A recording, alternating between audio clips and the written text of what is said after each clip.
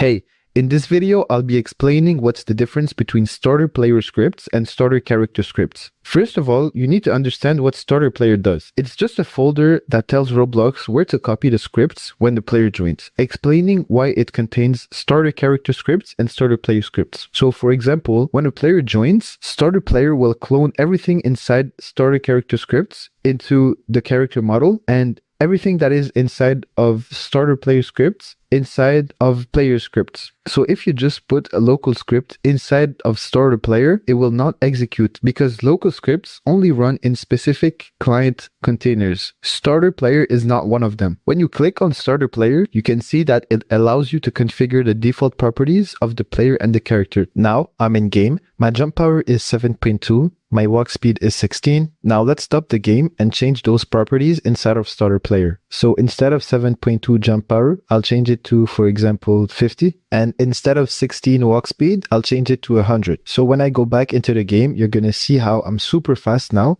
and I can jump super high. Overall, StarterPlayer lets you set default properties for players and their character when they spawn. So you can configure, for example, as we saw, the jump power, the walk speed, the health, and the camera properties of the player. Another good example would be shift lock. When I'm in game and I go into settings, you can see how I can turn shift lock on and off. So when I press shift, it locks my mouse. If as a developer, I do not want the players to control their shift lock, I can just turn off this option into the StarterPlayer properties. Then when I go back in game and into settings, we can notice that it says set by developer. That means that we're not able to control it anymore. So in summary, just see StarterPlayer as default values you give to your players before the game runs. However, once the player has joined, changing values in StarterPlayer does nothing to players that already exist because StarterPlayer is only used as a template when the character spawns. It's like a sort of configuration. I'll show you an example so you can understand.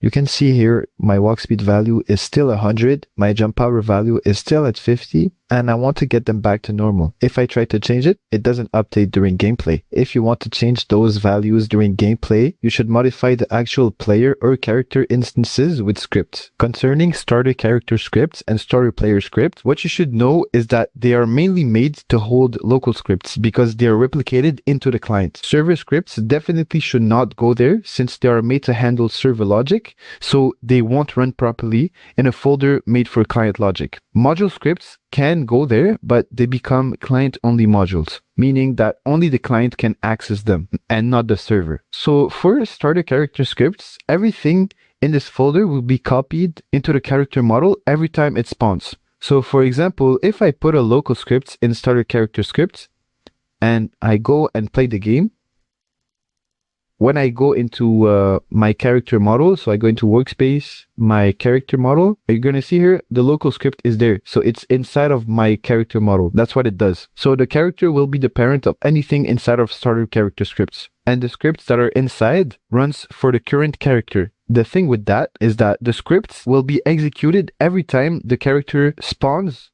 and respawns into the game. When you reset, you know how everything here inside of the character, so the shirt, the pants, the accessories, even the body parts, when I reset, it's like they disappear, right? They all disappear and they respawn. Since the model of the character has to respawn, everything in it also respawns, including the scripts, explaining why the scripts re-executes after the player dies. With StarterCharacterScripts, the only scripts you should put inside of StarterCharacterScripts are scripts that will modify only the character. So it should be, for example, systems that affect the humanoid. So it changes the health, the walk speed, the jump height, the jump power.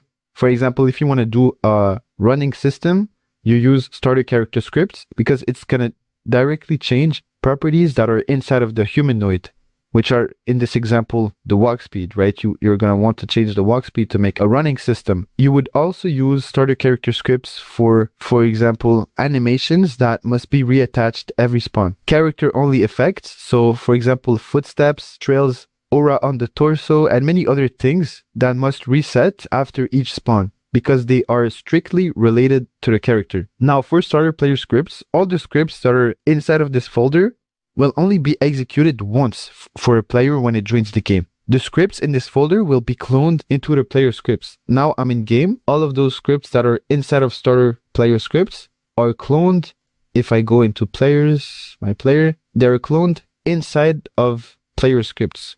So everything that is here, they're cloned inside of here, and they will play only once when the player joins. It's made for systems that belong to the player, not the character. For example, it's good for handling camera logic, UIs, input managers, and persistent client systems. So for example, health bars, stamina bars, and all UIs in general. So what you should remember about this folder is that it runs for the player and it persists while the player is in game.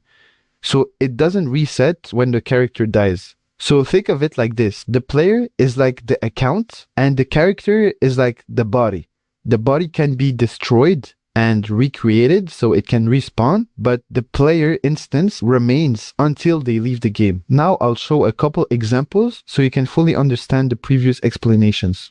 So for the first example, I will add a local script in StarterCharacterScripts and in StarterPlayerScripts. What I'll do is that the script inside of StarterCharacterScripts, so I'll just rename the character scripts into character scripts, and I'll rename the script inside of StarterPlayerScripts into player scripts.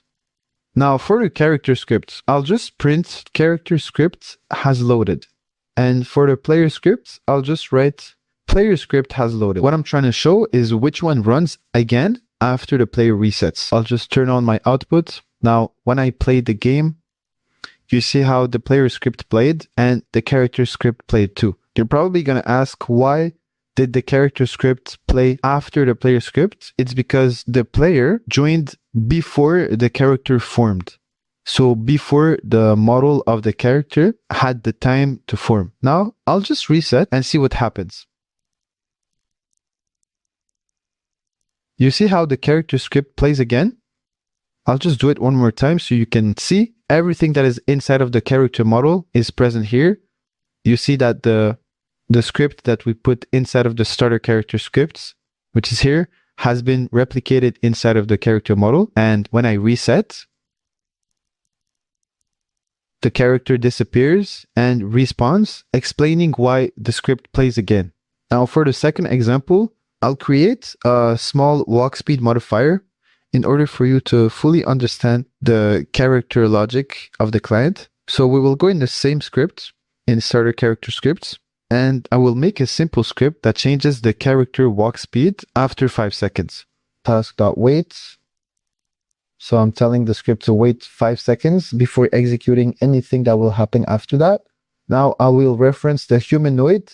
Reason I'm writing it with script.parent is because the script that is inside of StarterCharacterScript will be replicated inside of the character. And when we're inside of the character, we want the parent of the script, which is the character model. And then we want from there to seek a child that is inside, which is called humanoid. We want the script to wait till the child fully forms into the game. And when it forms, it needs to be called humanoid. And now I'll change the humanoid walk speed. I'll change it to 100. So you can really see the difference. I'll just change the cooldown to 10 seconds. When I go into the game to test it out, you see how I'm walking and I have the normal speed. After 10 seconds, I should go very, very fast. So now, as you can see, my speed has increased. If I go into workspace and I just check the properties of the humanoid, I see that the walk speed has changed. If I reset, let's see what happens. Notice how everything in the character gets destroyed and gets recreated. If I go back to check my walk speed, I see that it returned to the default value of 16. If I wait once again, we can see that my speed increases. This proves that the script played again and its activity depends on the existence of the character. I'll just delete everything here. And now we're going to go into player scripts. What I'm going to do is that I'll just create a simple UI toggle logic. I just reference the input service. That means the service of user input service. So every time a client presses a key on his keyboard, the game will register this key. What this function does is that it's going to track when a player presses a key. So as the player presses a key, it's going to play this function, but it needs to be a specific key, right? So we want it to be when the player presses the key F, then I want it to print toggle UI. And it's just a good practice to add if game process event, then return end. That means, let's say I'm writing in the chat and I use the letter F, it's not gonna run this print. So when I press play and I press F, it's gonna print toggle UI. So with this, you can make systems where you can, for example, press another key. For example, it could be M and it enables the menu, right? So if I press F, it's gonna toggle UI.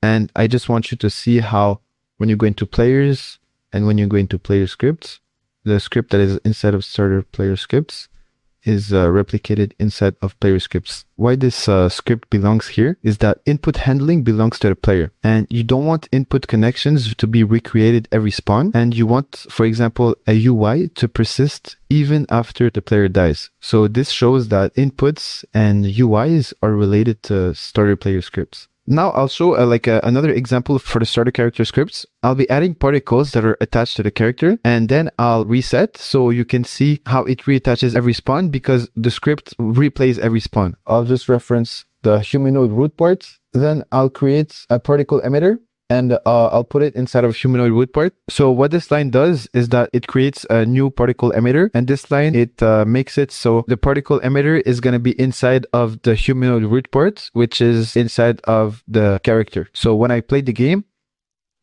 you see how there's particles. When I reset,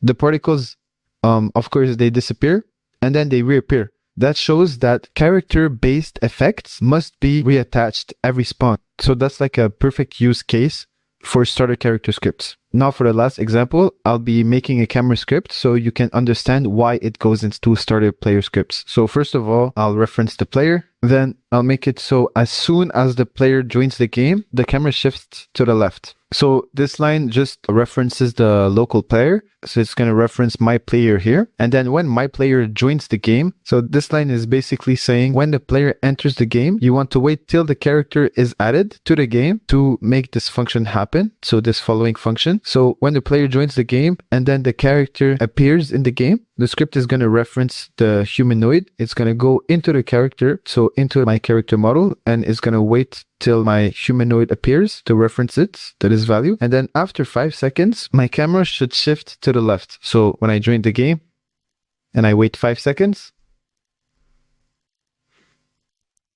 you see how my camera shifted to the left. So it's good for cutscenes and stuff like that. Reason I made the script is for you to understand that all camera logic belongs to the player. You don't want the camera system rebuilding every death. So it should persist across every respawn. That's why we put it inside of starter player scripts. Now, if there's one thing you should remember from this video is that if your script depends on the humanoid properties or any character parts, so effects, transformations, stuff like that, it should go into starter character scripts. If your system depends on inputs, so when you press a key, it should make a UI appear, or any like systems related to the camera, it should go into the starter player scripts. I hope this video was helpful. My goal was to help you distinguish between starter character scripts and starter player scripts, and also make you understand what starter player is even here for. Now, if you have any questions or any parts of the video wasn't clear, feel free to write a comment or join my Discord server. That was it for me. Bye.